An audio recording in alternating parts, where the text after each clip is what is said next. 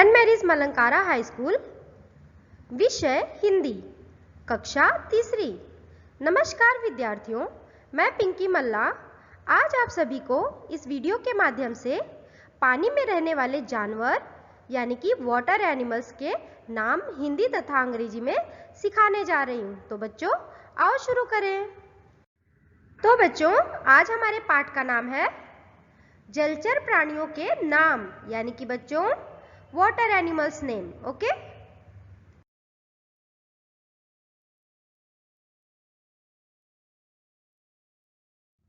तो बच्चों जैसे कि आपको पता ही है कि आज हमारे टॉपिक का नाम है जलचर प्राणियों के नाम, है ना। हाँ, तो बच्चों जलचर प्राणी माने जो प्राणी यानी कि जो जानवर पानी के अंदर पाए जाते हैं यानी कि पानी के अंदर रहते हैं बच्चों। तो आपको पता ही है कि पानी के अंदर अनेक प्रकार के प्राणी पाए जाते हैं यानी जानवर पाए जाते हैं। उनकी विभिन्न प्रकार की प्रजातियां भी पाई जाती हैं बच्चों। तो क्या आप सभी को उनके नाम पता है? ओके, तो बच्चों आज मैं आप सभी को उन सारे प्राणियों के नाम हिंदी तथा अंग्रेजी में सिखाऊंगी। तो बच्चों आओ शुरू करते हैं। ओके, तो बच्चों सबसे पहले हाँ, तो ये है मछली। ओके, और मछली को इंग्लिश में कहते हैं फिश, FISH, फिश।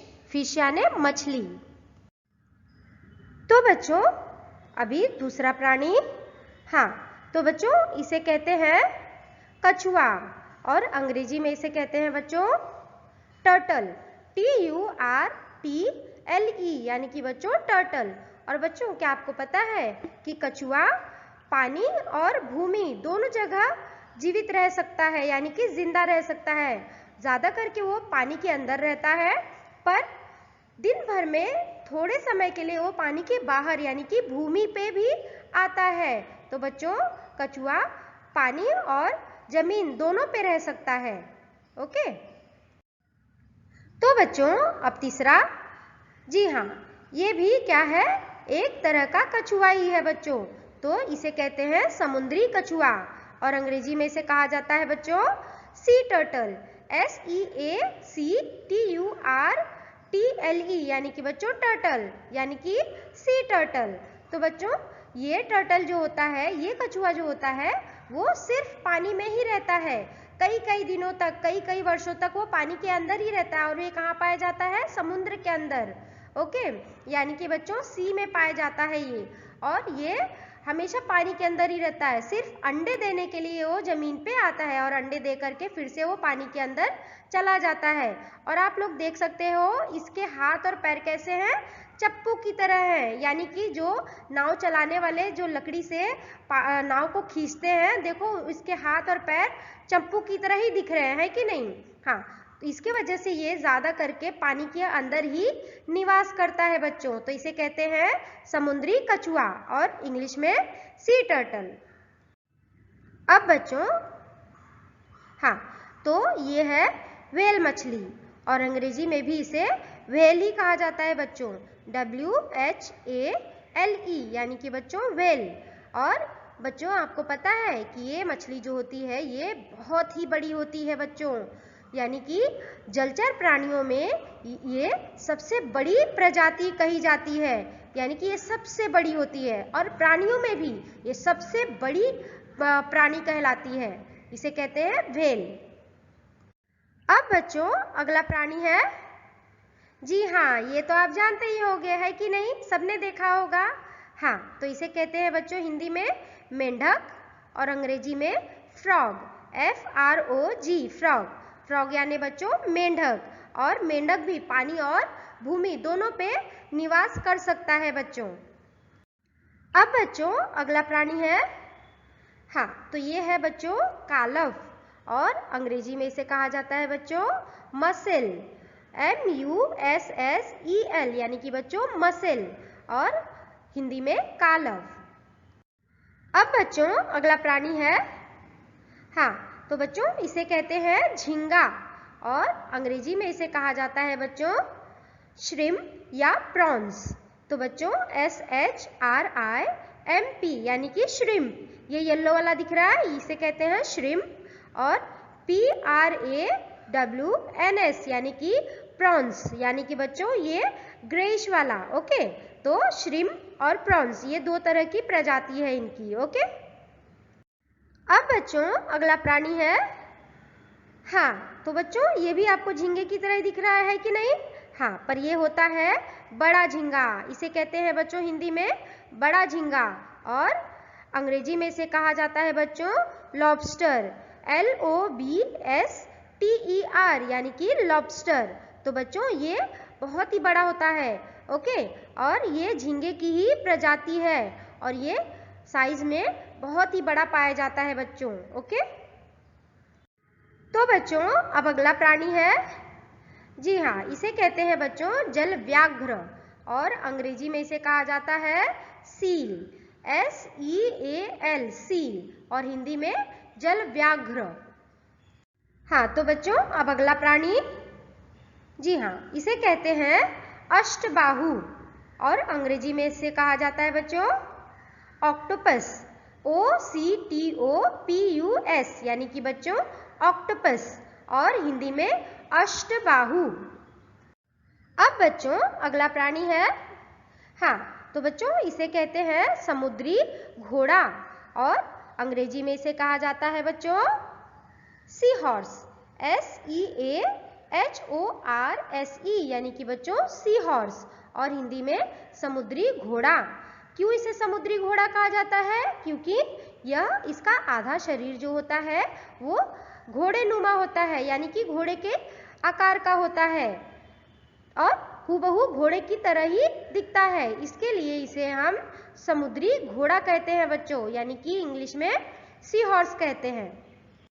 अब बच्चों अगला प्राणी, हाँ तो बच्चों इसे कहते हैं बाम मछली, और अंग्रेजी में इसे कहा जाता है बच्चों ईल फिश, EELFISH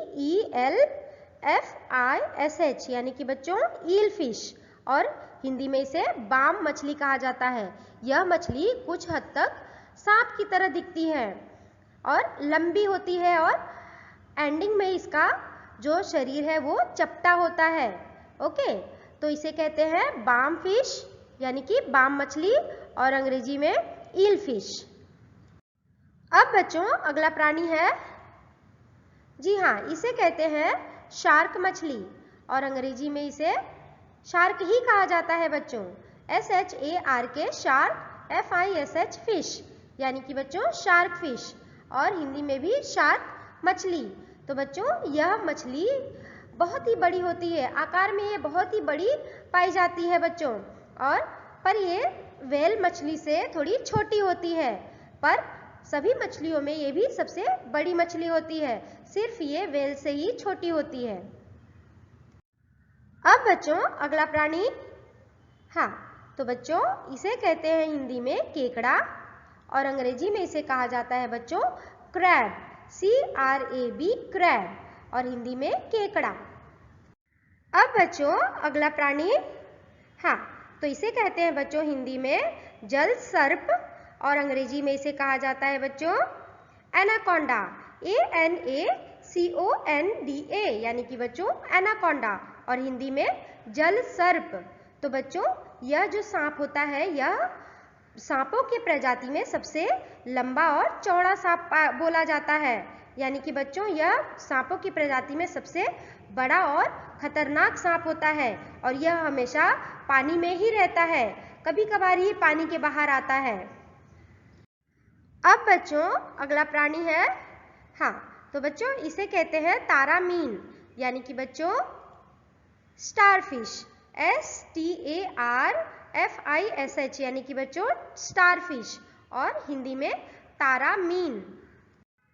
अब बच्चों अगला प्राणी, हाँ तो बच्चों इसे कहते हैं हिंदी में घोंघा, और अंग्रेजी में इसे कहा जाता है बच्चों स्नेल, SNAIL स्नेल, स्नेल यानी बच्चों घोंघा। अब बच्चों अगला प्राणी, हाँ तो बच्चों यह है डॉल्फिन, और अंग्रेजी में भी इसे डॉल्फिन ही कहा जाता है बच्चों, तो DOLPHIN यानी कि बच्चों डॉल्फिन, और हिंदी में भी डॉल्फिन। अब बच्चों अगला प्राणी, हाँ तो बच्चों इसे कहते हैं हिंदी में ऊदबिलाव, और अंग्रेजी में इसे कहा जाता है ऑटर, OTTER यानी कि ऑटर, और हिंदी में ऊदबिलाव। अब बच्चों अगला प्राणी, हाँ तो बच्चों इसे कहते हैं पेंगुइन, और अंग्रेजी में भी इसे पेंगुइन ही कहा जाता है बच्चों, PENGUIN यानी कि बच्चों पेंगुइन, और हिंदी में भी पेंगुइन। अब बच्चों अगला प्राणी, हाँ तो बच्चों इसे कहते हैं मगरमच्छ, और अंग्रेजी में इसे कहा जाता है बच्चों क्रोकोडाइल, CROCODILE यानी कि बच्चों क्रोकोडाइल, और हिंदी में मगरमच्छ। अब बच्चों अगला प्राणी, हाँ तो बच्चों इसे कहते हैं घड़ियाल, और अंग्रेजी में इसे कहा जाता है एलिगेटर, ALLIGATOR यानी कि बच्चों एलिगेटर, और हिंदी में घड़ियाल। बच्चों ये मगरमच्छ जैसा ही दिखता है, पर ये मगरमच्छ से बड़ा होता है। अब बच्चों अगला प्राणी, हाँ तो बच्चों इसे कहते हैं दरियाई घोड़ा, और अंग्रेजी में इसे कहा जाता है बच्चों हिप्पोपोटेमस, HIPPOPOTAMUS यानी कि बच्चों हिप्पोपोटेमस, और हिंदी में दरियाई घोड़ा। हाँ तो बच्चों यह है शंख, और बच्चों इसे अंग्रेजी में कहा जाता है हर्मिट क्रैब, HERMITCRAB यानी कि बच्चों हर्मिट क्रैब, और हिंदी में शंख। हाँ तो बच्चों यह है मंगूर मछली, और अंग्रेजी में इसे कहा जाता है बच्चों कैटफिश, CATFISH यानी कि बच्चों कैटफिश, और हिंदी में मंगूर मछली।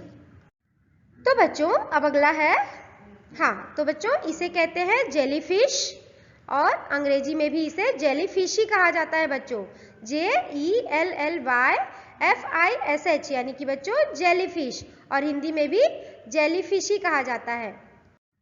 अब बच्चों अगला प्राणी, हाँ तो बच्चों इसे कहते हैं सीप, और अंग्रेजी में इसे कहा जाता है बच्चों ऑयस्टर, OYSTER यानी कि बच्चों ऑयस्टर, और हिंदी में सीप। अब बच्चों यह है बड़ी सीप, तो बच्चों जो अभी हमने इससे पहले जो पढ़ा सीप, ये सीप उससे थोड़ी बड़ी होती है बच्चों, और अंग्रेजी में इसे कहा जाता है क्लैम्स, CLAMS यानी कि क्लैम्स, और हिंदी में बड़ी सीप। अब बच्चों अगला प्राणी, हाँ तो बच्चों यह है सील, और अंग्रेजी में इसे कहा जाता है बच्चों सी लायन, SEALION यानी कि बच्चों सी लायन, और हिंदी में सील। अब बच्चों अगला प्राणी, हाँ तो बच्चों इसे कहते हैं स्क्विड, और अंग्रेजी में भी इसे स्क्विड ही कहा जाता है बच्चों, SQUID स्क्विड, स्क्विड यानी स्क्विड ही। अब बच्चों अगला प्राणी है, हाँ तो बच्चों इसे कहते हैं हिंदी में वालरस, और अंग्रेजी में इसे कहते हैं वॉलरस, WALRUS यानी कि वॉलरस, और हिंदी में वालरस। तो बच्चों अब अगला, हाँ तो बच्चों इसे कहते हैं जर्द मछली, और अंग्रेजी में इसे कहा जाता है बच्चों गोल्ड फिश, GOLDFISH यानी कि बच्चों गोल्ड फिश, और हिंदी में जर्द मछली। तो बच्चों अब है पारी स्वाध्याय की, माने एक्सरसाइज की। तो मैं आप सभी से कुछ प्रश्न पूछूंगी, और आप सभी को उसका उत्तर देना है, ठीक है? तो बच्चों प्रश्न है, दिए गए जलचर प्राणियों के नामों को अंग्रेजी में लिखो, यानी कि बच्चों हमें कुछ नाम दिखेंगे जलचर प्राणियों के, और हमें उनके नामों को अंग्रेजी में लिखना है। तो बच्चों आओ शुरू करते हैं। तो पहला है कछुआ, तो बच्चों कछुए को अंग्रेजी में क्या कहते हैं?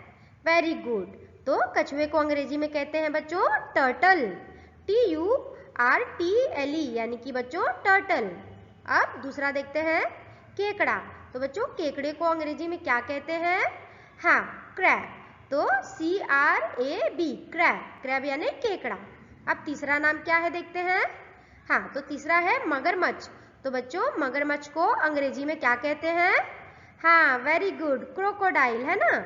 CROCODILE यानी कि बच्चों क्रोकोडाइल। अब चौथा देखते हैं तारामीन। तो बच्चों तारामीन को अंग्रेजी में क्या कहते हैं? वेरी गुड, यानी कि बच्चों स्टारफिश, है ना। तो STARFISH यानी कि बच्चों स्टारफिश। अब बच्चों पांचवा, हाँ, तो पांचवा नाम है घोंघा। तो बच्चों घोंघे को अंग्रेजी में क्या कहते हैं? कौन बताएगा? Okay, very good.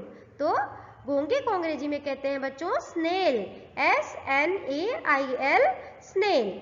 Okay, very good बच्चों। तो बच्चों अब समय है गृह कार्य का। गृह कार्य माने होमवर्क।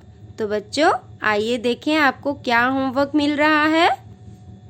तो बच्चों आज का गृह कार्य है वर्ग पहेली में से जलचर प्राणियों के नामों को गोला यानी कि सर्कल कीजिए। तो बच्चों इस वर्ग पहेली के अंदर हमें कुछ जलचर प्राणियों के नाम छुपे हुए हैं। तो हमें क्या करना है? उन्हें खोजना है और सर्कल करना है बच्चों। तो यह है आज का आपका होमवर्क। तो बच्चों आज हमने इस वीडियो के माध्यम से जलचर प्राणी यानी कि वाटर एनिमल्स के नेम सीखे। तो बच्चों मुझे आशा है कि आप सभी को आज का पाठ समझ में आया होगा। तो बच्चों धन्यवाद।